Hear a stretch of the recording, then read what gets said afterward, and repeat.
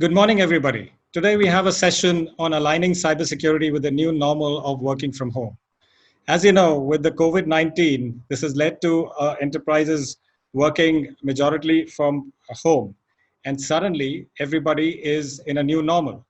While the employees have started to work from home, they have started to leverage a lot newer technologies to be in touch with organizations, applications, as well as other requirements.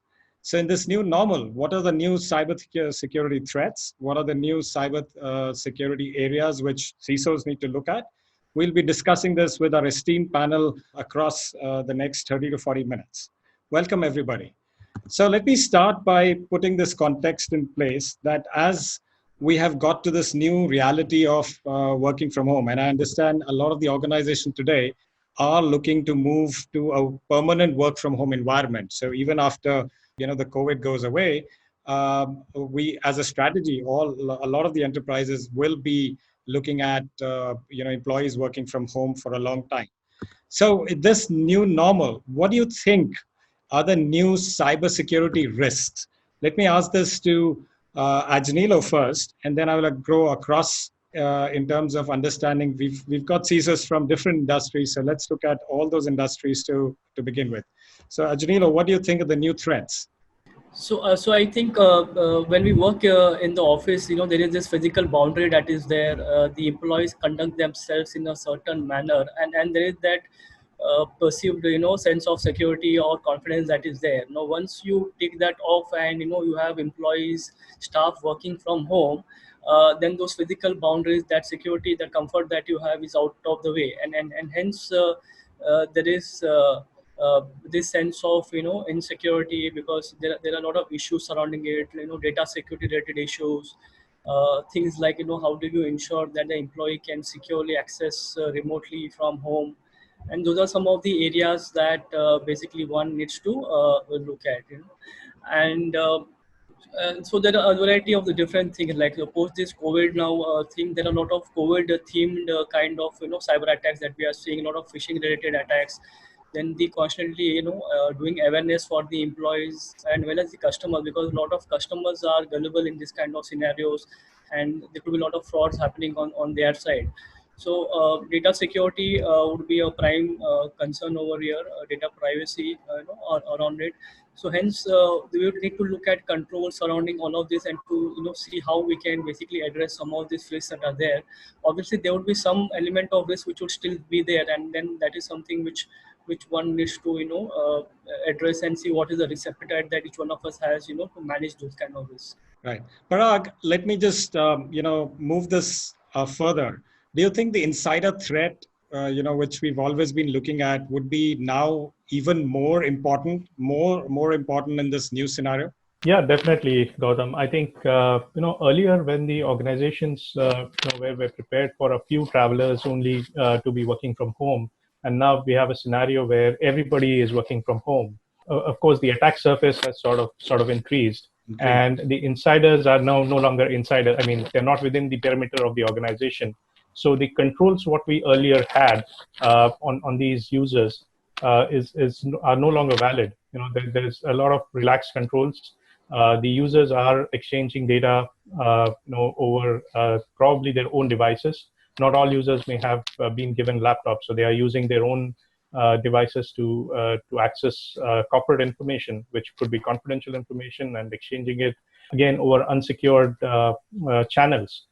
So not necessarily everybody has access to the corporate email, or corporate storage, cloud storage, etc. So there's a high possibility that they're using unsecured channels for confidential information exchange. Yeah. That's one part of the story. The second part is, these insiders or these employees, their mindset also has changed. Earlier they were in the corporate mindset where they were much more alert.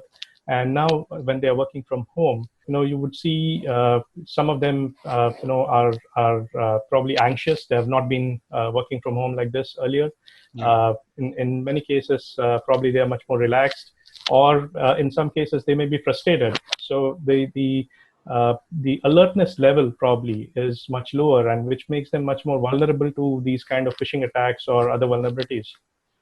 So, from an insider threat perspective, that has a major impact. Again, there's high chances of the employees clicking on malicious links or downloading malware or getting it back into the corporate environment. Yeah, so you can potentially have more disgruntled employees, but we'll come to that a little later. Yes, so that's the other side of the story. Yeah. Yeah, that's another part of the story. I have another question on that, but later in the session. Let me move on. Tirthankar, what do you think? The cyber threats, what are the new types of cyber threats? And do you think that the insider threats is really big, has enhanced for us?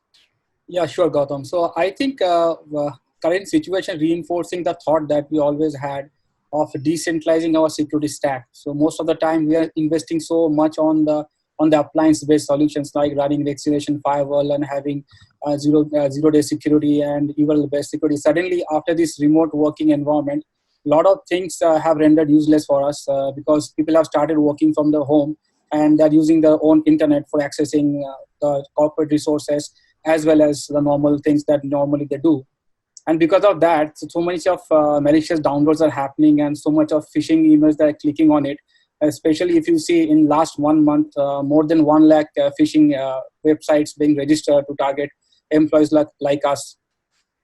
I think this is for the first time for a lot of employees who have been exposed to work from home environment and they are using their Wi-Fi, home Wi-Fi, which is having a password like, admin, especially for the Airtel broadband, and they hardly take a note of it. So now we have to create a special guideline to inform them, I know your password and you should change it. This is the right time to do it. If you don't do it, you also put our corporate resources at stake.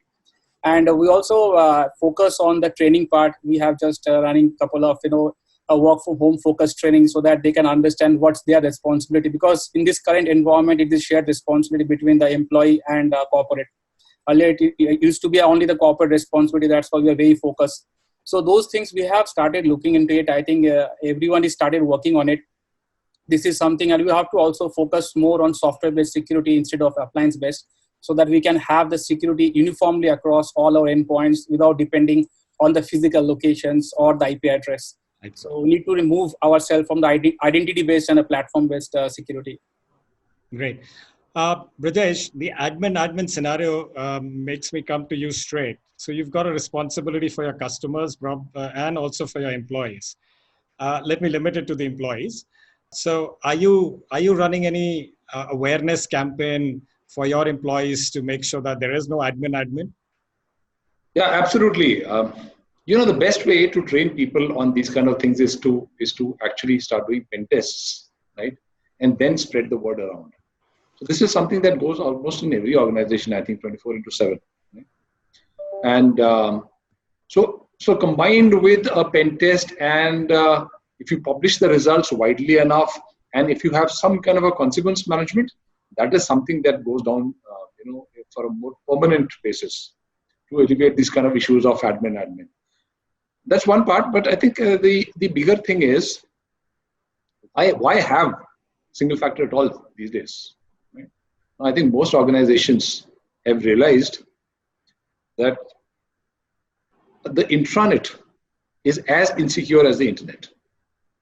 I think all of us have, over the years, have kind of realized this fact that you cannot consider your intranet to be safer than your internet. There was a time when we used to have these things called rogue Wi-Fi detectors in enterprises. A lot of you would remember that, right? You should scan our Wi-Fi's to see if there's a rogue Wi-Fi connected to your LAN. But can you do that now? Every smartphone is a Wi-Fi. In that circumstance, your internet becomes insecure, right? So organizations who have been cognizant of this fact are very well prepared for COVID because they've adopted what is called as a data-centric security, which means the focus has always been on the data center and not on the intranet versus internet. The journey has been easier for them. And thereon lies the concept of multi-factor authentication to avoid those admin issues that you spoke about. Right? Yes. Don't have any kind of user ID based thing alone. Right? So, correct. Yeah. So that you brought in a very valid point, Brijesh. So we've always thought of a data-centric led security, and with the work from home, I'm assuming that along with the data-centric, there would be an identity centric approach which would be needed as well. So Subhajit, let me move to you. Do you think that is a new trend? So while multi-factor would probably become now the de facto standard, do you think we are now mature enough to look at an identity-centric cybersecurity? I would say so. In fact, with the current situation, I think the trend has definitely shifted from an appliance or an identity or a device-based security to more of a conditional as well as contextual security. So it is important when your employees, partners are working from different part of the globe and different kind of devices. The question of whether you are able to work at a managed device or an unmanaged device simply becomes, a rhetorical question, because they can come from any kind of device from any network. So a lot of leverage needs to be done on when a data connection is coming in or a network connection is coming in. What is the condition? And if it meets the condition, then what is the context? And your access principles or access entitlement has to be granularly designed to cater to that particular need as well. What is going to come in very, very handy is also some of the advanced detection mechanisms like end user behavioral analytics. Somebody who typically logs in from your US office, all of a sudden you see an IP address coming from China or Ukraine, there's a problem. Or at odd hours. So all these business logics mixed with security, the alarms have to be baked into the identity access. So I definitely echo to that same sentiment. And I think it's need of the hour, because when we talk about BYOD, bring your own device is not just a mobile phone. It can be any device which can touch your network. And that's the way it has to be. Although there are very sectoral specific challenges, the sector I represent, manufacturing or pharma, we have a definitive need of people to access to information as well as access to an equipment as well. So you cannot do much there, but at least for the people who needs access to information only, it is important to have that identity and contextual and as well as conditional access built in. Perfect. So there's going to be a lot more which we need to do, not just look at remote working, but how and who has access, including privileged access as well, because you'll have remote users and your IT guys also accessing remotely. Keyur, let me extend that thought process. So BYOD or virtualization, which one would you prefer and which one do you think can be made more secure? It has to be a mix of both, Gautam. So there's no one right, or I say no one thumb rule for that. BYOD mixed with the virtual experience. So like in the early days when the typical VDI experience that came almost a kind of a decade back. So the remote working with virtual instances, I think that should be one of the better way for the organizations to go forward. In fact, this is going to be a feast for solution partners, the typical cloud solution partners who actually were geared up with such solutions. So I think with this current situation on and on, such solutions are going to make their way through the organization. Tirthankar, let me extend this. So this has obviously brought about a shift in our, in the CISO's thought process, because, earlier, it was all our, devices. We were too concentrated about how, we would manage all that. But now with the virtual environment, with, probably moving towards a zero client environment, and with so much of cloud adoption, what has been the basic change in the thought process, for you as CISO, and how are you, going about that for the next 6 months? Yeah, it's a good question, Gautam. So according to me and the company that I represent here, so we can't have very restrictive environment here, because a lot of developers are there. They always tend to have that the free to do a lot of testing and a lot of things. So we can't put them in a VDI environment. They will always revolt.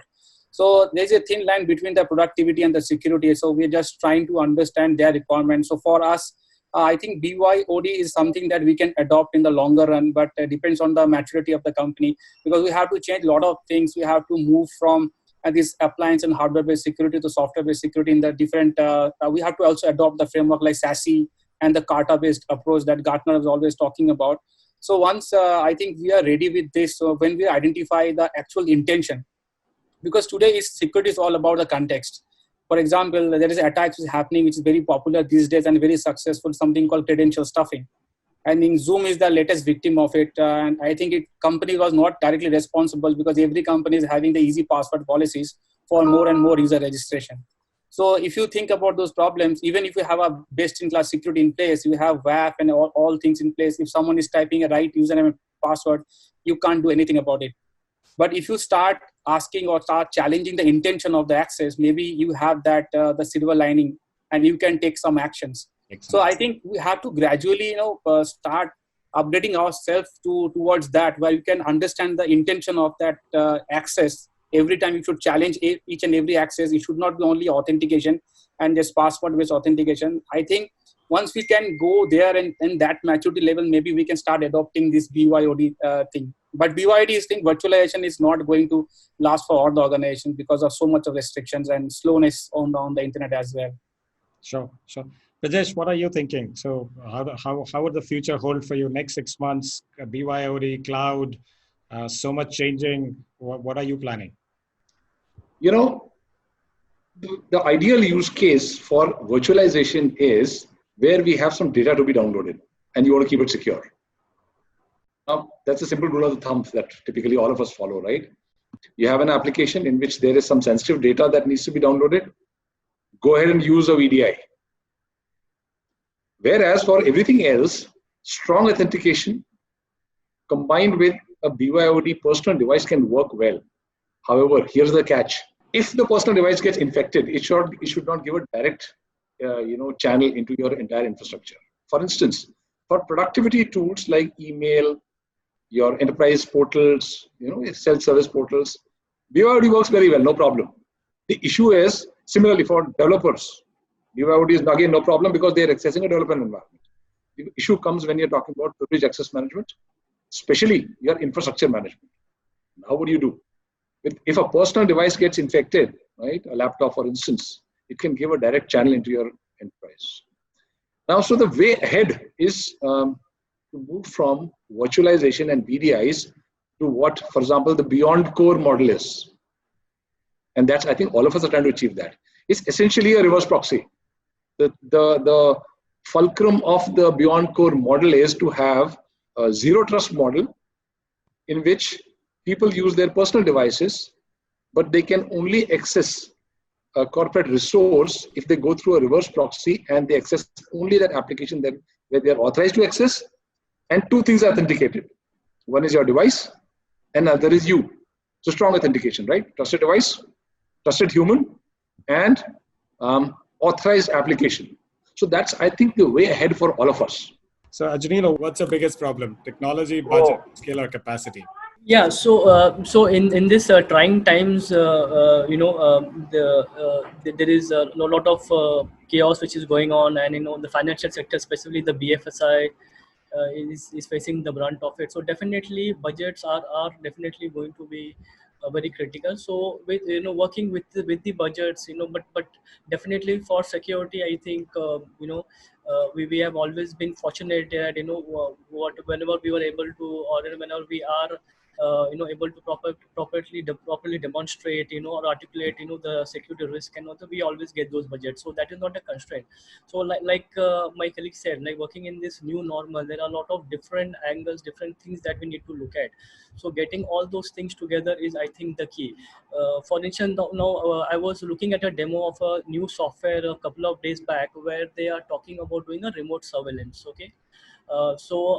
Basically the employee has to authenticate using facial recognition, and once he authenticates, then basically the system monitors him. So like somebody shoulder surfing standing behind him, then the system will automatically lock him out, or if the system feels that, or if he goes away from his desk, he is sitting down, the system puts up an alarm, those kind of things. So probably those are some of the things also which we might look at, because like I mentioned earlier, like working in an office environment is completely different, and when you work from a home environment, so some of these elements also have to be looked at. So definitely looking at zero trust, context aware access is definitely something that we are very much focused upon, and that would be some of the things that we will be looking at. Then monitoring or behavior analysis, or user behavior, for looking at anomalies, endpoint security, having more visibility on the endpoint, because definitely endpoint is the first point of compromise, and then everything starts from there. So having more visibility over there. So all of these are the key areas that we will be definitely looking at. I think balancing all four is very important. important. Right. as you said. Definitely. Yes. Right. Yeah. Yeah. Okay. Parag, we spoke about disgruntled employees at the start. So I come back to that question. How are you looking to manage disgruntled employees remotely? So somebody is bound to, he's hell bent on trying to steal your data or doing something or the other. How do you think we can manage this remotely? Yeah, so I think again, when it comes to disgruntled employees, I think these get disgruntled when there are certain issues which happen. There are layoffs which happen. There are probably not the remuneration is not proper, or there's some aspect to it which angers the employee or makes the employee disgruntled. So it's important that the security team is working very closely with the HR team, the senior management team, to understand what strategies the organization is going to adopt.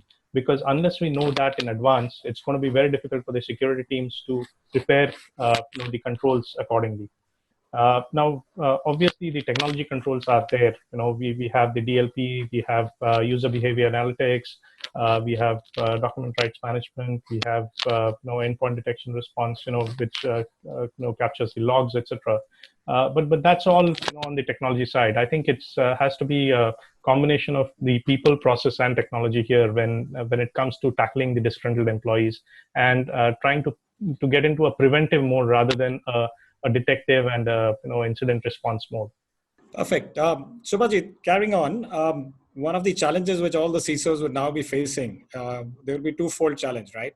One, in terms of, how do you convince your leadership that security still is a very important element? So you have to, do that remotely. Whereas earlier we were all doing this in a boardroom with, we're trying to scare everybody around. That was the best way of dealing with, leadership. And two, the other big element is employee awareness, right? And so when we were together in our office, we would do town halls, we would do all those jazzy stuff, distribute, a lot of those goodies. No longer can we do that. So what are your strategies of managing top and your overall increasing the awareness of the employees?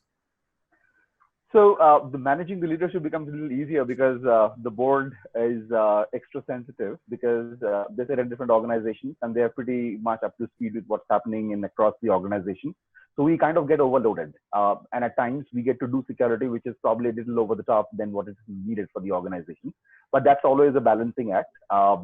So at a strategy level, while board essentially calls out what is needed and what is not at a tactical and operational level, we also do several things to understand what is our maturity, what is the maximum loss potential, so to speak, in case of any untoward cyber event, and then go backwards and do some regression testing and understand what is the probability and what we need to build in. So essentially the good old risk management method, we try and understand what is the raw risk vis-a-vis what's the residual risk. Do we have adequate controls? And if all these controls, what is their maturity, and are we traversing the journey of maturity towards from a non-existent or a repeatable status to a defined and managed state? So that's a constant living diagnosis or an analysis that we do. In terms of employee awareness, and it's a very tricky part of it right now because I truly believe that passive awareness campaign seldom works.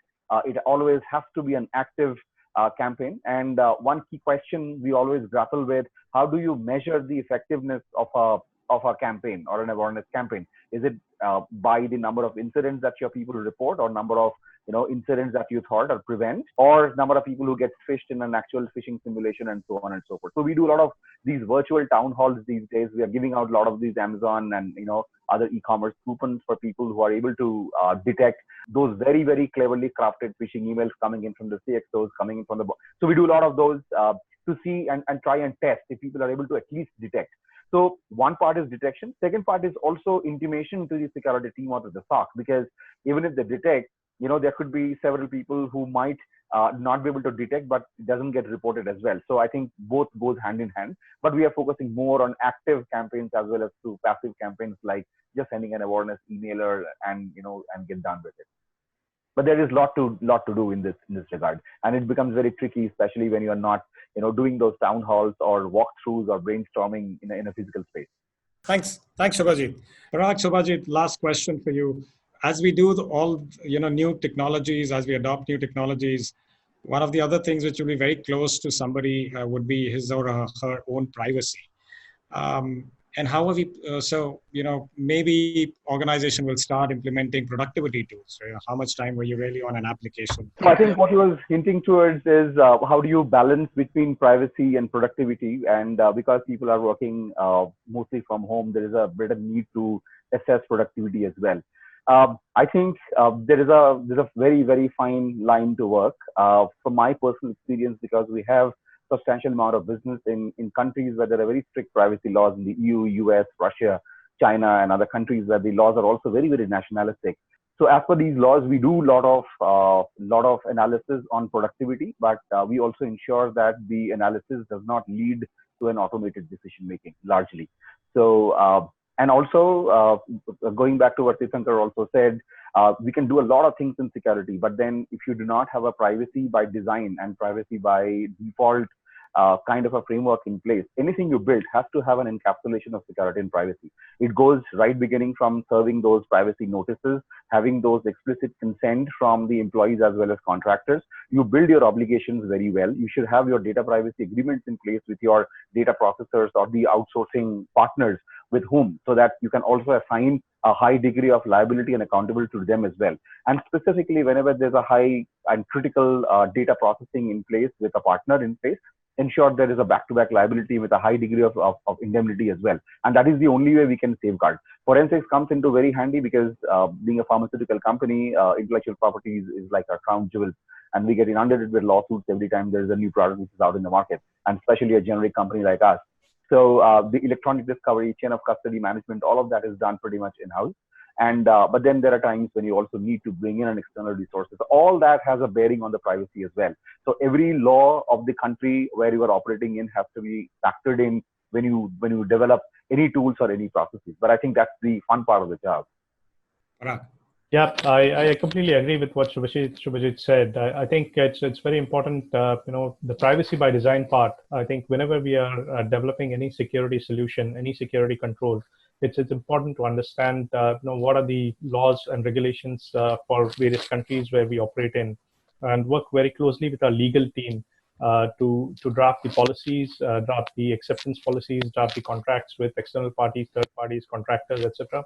And make sure we are not contravening any of the regulations. Now, many of the countries are coming out with data privacy regulations, data localization. So the employee data also in some countries cannot be taken out into a central server. So we have to have local servers to store employee data in certain countries. So that's something which, from a legal standpoint of view, we really need to work with the legal teams and ensure we are following all the norms and all the regulations of these countries. Thank you, everybody, for taking time out. This was a wonderful session. I think the CISO's role have become even more important in the current scenario. We have to be, the attack surface has increased. The attackers are using every opportunity to make hay. So we all have to be at our guards. And thank you for really protecting, all the environment. And in this given scenario, I would also like to just thank all cybersecurity professionals for really stretching, really, making sure that our environment is safe. Thank you, everybody, and stay safe.